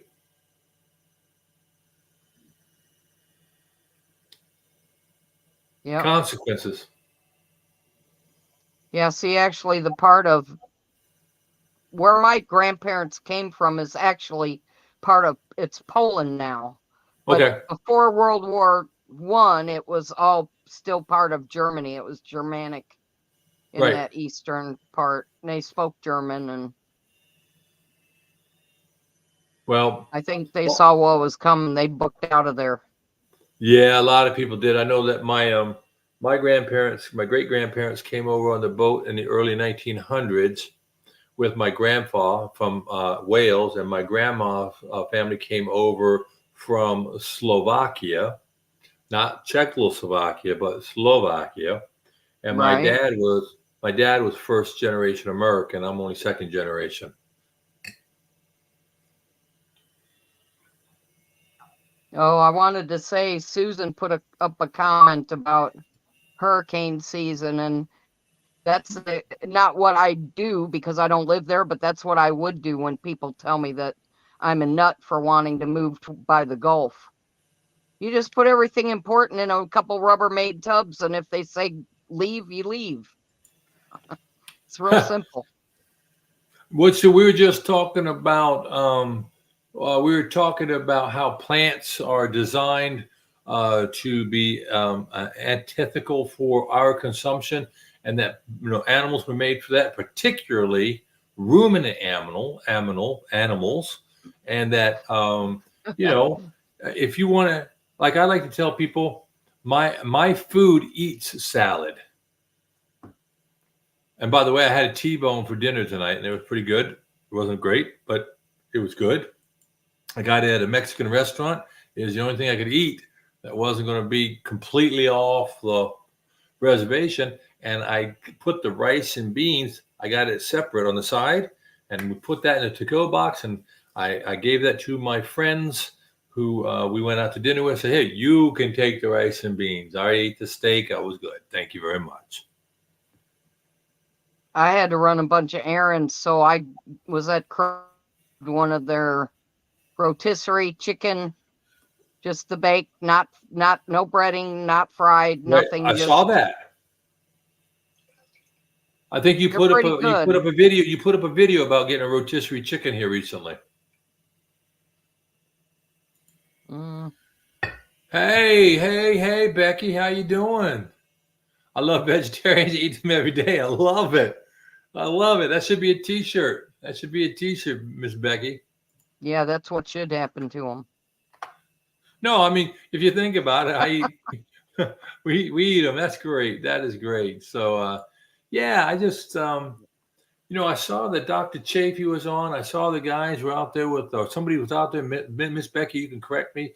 There was a football party or something going on, and then Brent Thursday night football. What's that? Thursday night football. Oh, Thursday night NFL football. game tonight. Yeah, I didn't want to run up against anybody, and I sure as heck didn't want to run up against Dr. Chafee. I mean, the guy's a doctor. He's smart. He's nice, and he's so disfigured. I mean, I've never seen such a disfigured person. He's my hero. He's the one Yeah. that told me it was okay for me to hate vegetables. That's I've hated them all my life. They're awful. Hey, look, I learned to love vegetables because my mama creamed every vegetable to begin with.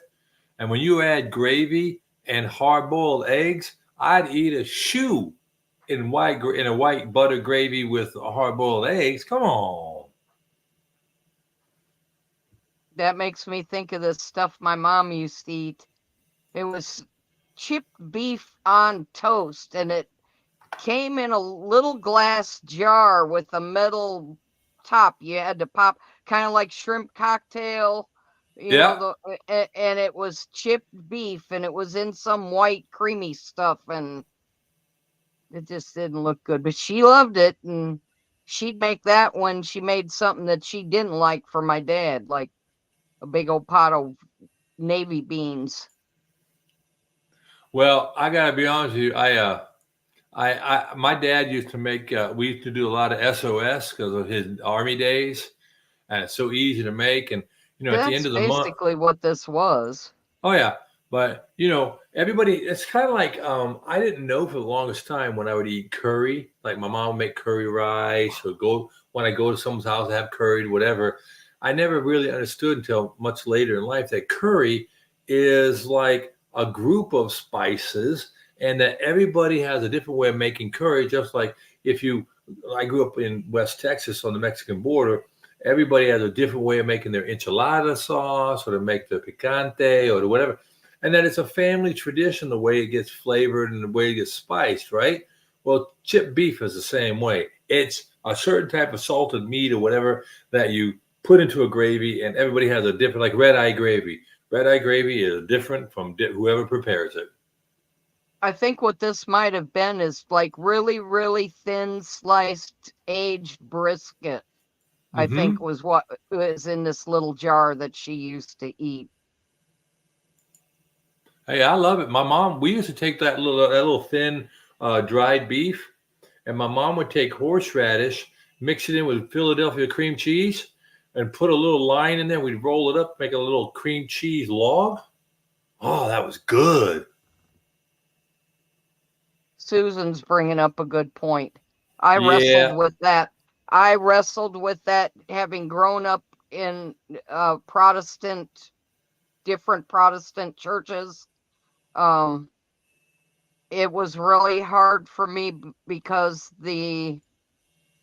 like Darwin's theory of evolution, it makes sense to my logical scientific part of my brain, but it doesn't mesh up with what I've been taught about God and religion and how the world was made by God. And so that's when I finally figured out one day that you just have to let that part of it go, the scientific part, and that's where the faith comes in. And you Well, just have to give it to Dale God. And Tackett, there's a gentleman by the name of Dale Tackett, and he has the Truth Project. And in that Truth Project, he talks about the scientific part. He brings people in. He had Truth Project Part 2, and he brings scientists in that give a credible and scientific backing to the creation story, and to also note that Darwin wanted to recant from his position later in life, but they wouldn't let him because, let's face it, there are too many agents out there that want to remove the truth so that they become the new truth. And so anyway, long and short is there is no scientific evidence to support evolution because all the digging and everything they've done, they just can't make it work. And there it is, and that's where I fall on that side of the spectrum. I'm good with that, Well, his theory was when we became bipeds and started standing on 2 feet instead of walking on all fours, it increased our line of sight for food.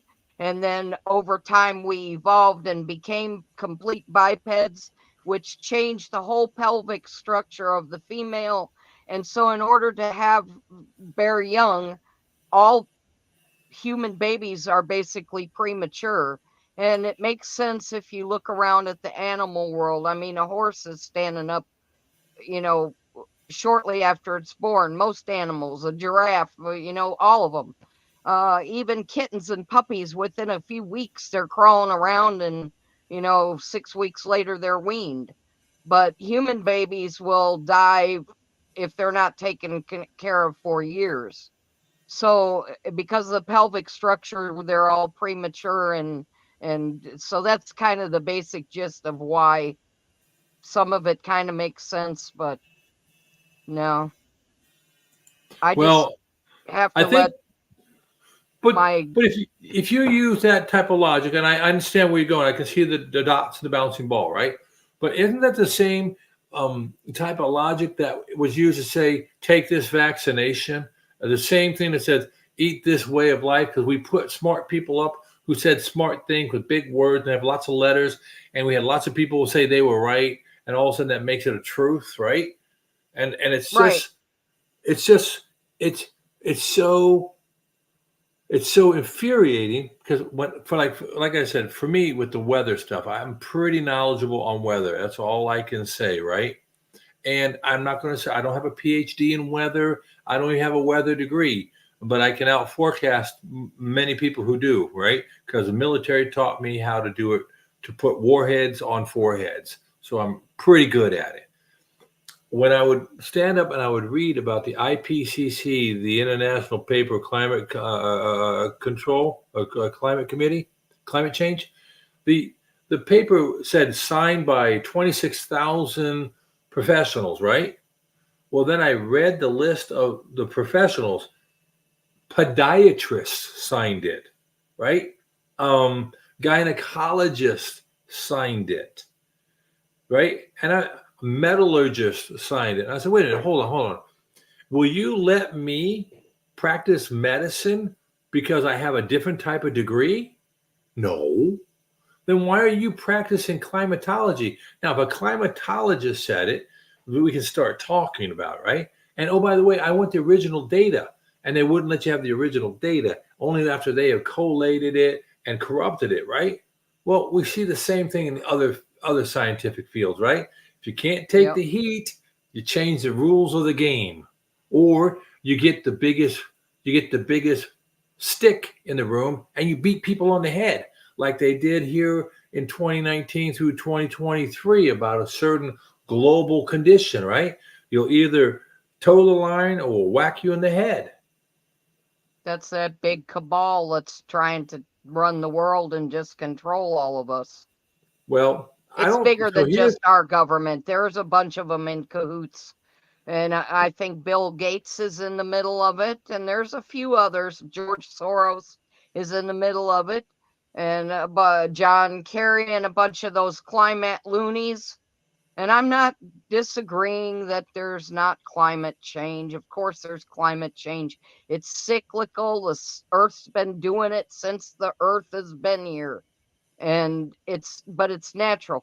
What man does is minuscule. Our effect. that's right. That's right.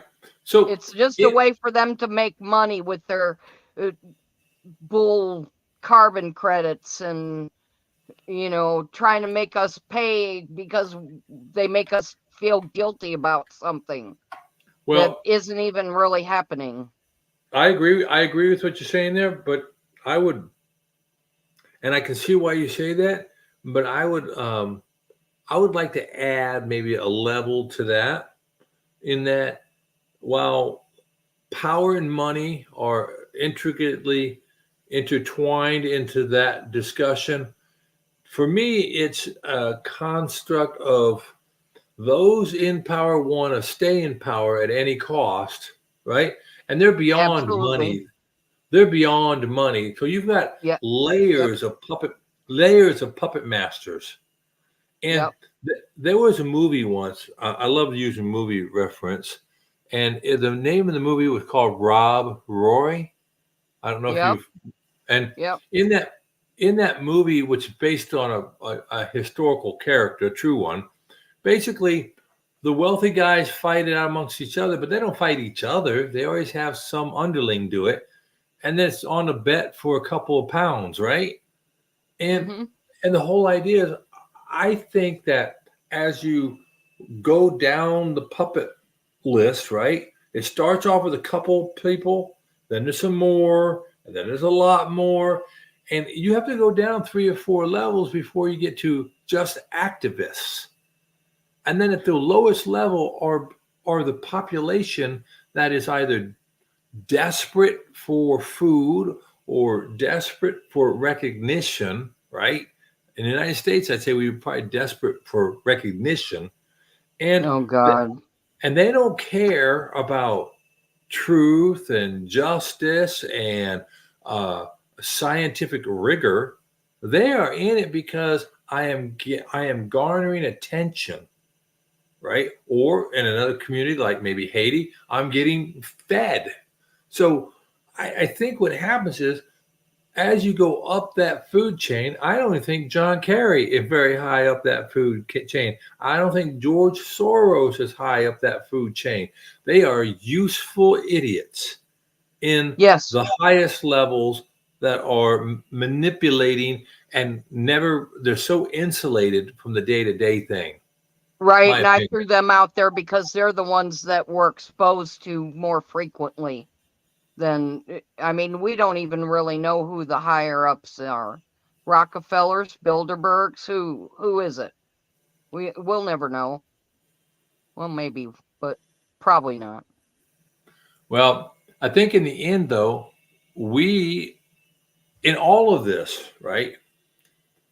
We know, regardless of where you fall in the spectrum of faith or otherwise, these corporal bodies will only exist for a period of time. And the question is, for everyone, is do they have a firm grasp for themselves about what happens after, right? And for those who believe nothing happens after, that your body's gone, you're gone, it's all over, they are all in to win. Yep. And for those of us who believe that there's something different, we have varying degrees of thought process and various philosophies and thoughts, you know what I mean? And we have our Christian faith. And then winning this really doesn't mean much, does it? No, doesn't mean anything really. So I do think that we get caught up sometimes in discussions that are, I used to like to say it in politics, one hand to be doing all this puppet stuff while the other one's taking money out Hmm. of your pockets, right? Yep. Don't look at me over here. I'm not doing anything over here. Just look at the hand. Look at the hand, right? And you never really see what the other hands are doing. And so I think that's what we see here. All right, what's this heading off? All right, we'll talk to you soon. Hey, matter of fact, in about 7 minutes, I'm going to pop smoke too, or actually maybe in less than that, because I told the missus I wouldn't carry on past 11 o'clock at night, and so I can get up in a decent hour. I'm going to try to change a little bit of what I'm doing because I want to get up early in the morning and do some other things. And the later I stay up, the harder it is to get up in the morning. And now that my fireplace is here, I'm excited to get to work on the fireplace project. So we'll start wrapping this up here in a minute here. Can I So how real about quick any last talk words about there, a Miss Karen? Yeah, I had a good win today. I had to run a few errands.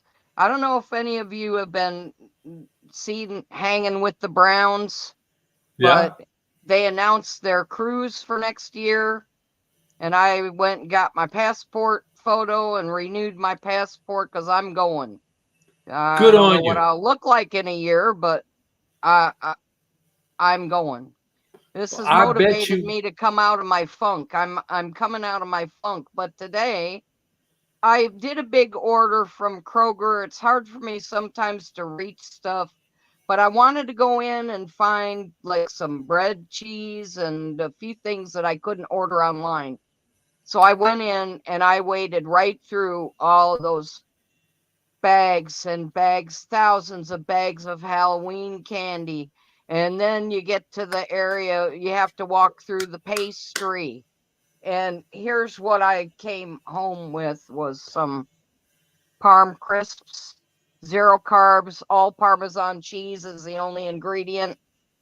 Um, I didn't find any bread cheese, but I bought a hunk of queso fresco because I saw somebody fry that in a pan and it's kind of like the bread cheese. So I'm going to try to make some of that. But yeah, I walked a lot today. So I feel like I'm coming out of the funk. Well, I'm so happy to hear that. I watched your videos, and I really thought that was great. Walking past all that, and like you said I wasn't even interested. I wasn't even tempted. And then they said when you did the order, the parm crisps weren't available. You walked by a Yep. whole display. But when I saw these, I got excited and I kind of hurriedly walked to them. I would say run, but everybody would know that's a lie. So Hey, yeah, your I sprint, walked quickly towards them. your walk quickly today may be a sprint, and next year it will be a saunter, right? So, Yep. hey, I hope. yeah, I think you'll be fine, and I think that next year, if there was no other um, visible change, we can rest assured that emotionally, mentally, and internally, you'll be in a much better place after a year of dedication. Amen. Yeah, I have something to look forward to now instead of just a bunch of nothing. A Yeah, bunch I of get it. same shit, different day. Hey, listen to that. Did you read what Becky was writing here? She That said, "I was the used to only work." cruise I've been on was Royal Caribbean. I went in 2008. I went on the Bud Light Party Cruise because my friend won it. Right. She won a trip on the Bud Light Party Cruise. It was I can't remember what ship it was. It doesn't matter. You went on it, you came back, and you didn't die, and you're here to But talk yeah, about it. it was fun. And I've always said I wanted to go on another one. And now this one with the Browns, it's not going to be that awfully expensive. They've got it set up where a lot of the stuff is included in the package. Anybody that thinks they want to go on a cruise, you should do this because it's short. If it's your first time, it's short. You're not going to be stuck out there. You leave Fort Lauderdale at 3 in the afternoon on Friday. You steam to Nassau, Bahamas, leave there at 5 o'clock, steam to Bimini, and then come home on Monday. So it's quick, but I mean, it'll give you a good taste of what a cruise is like if you've never Cool. been. Cool. Hey, Don, I agree with you. I do feel that way. Good night, John Boy. Good night, Mary Ellen. Yep.